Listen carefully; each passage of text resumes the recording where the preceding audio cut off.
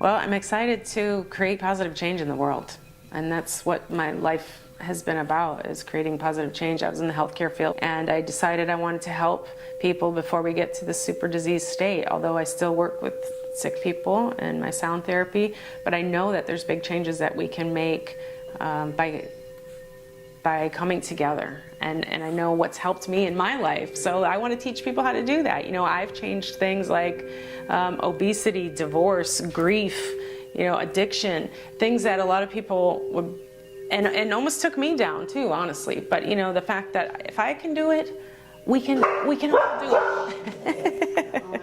I became a spiritual person because of the depths of disasters that I went through in my own life, and it's led me on my own path, and it's helped me to create a better life, to be positive, and I want to teach other people how to do it.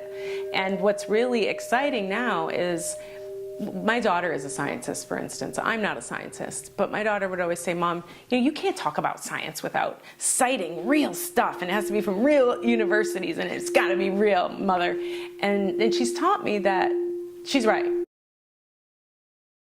You know, I know what works for me, and I have proof in my own life, but in order for me to help other people and people around the world to understand it, we needed the science.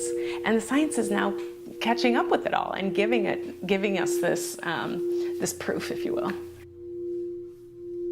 So the geobiologist that we work with, he measures the electromagnetic energy lines around the planet, the sounds of the planet. We can measure our Earth and see how it's changing and healing, and we can measure our consciousness and see how it's changing and healing. So we know it works. The Global Consciousness Project are measuring human consciousness on a daily basis around the world.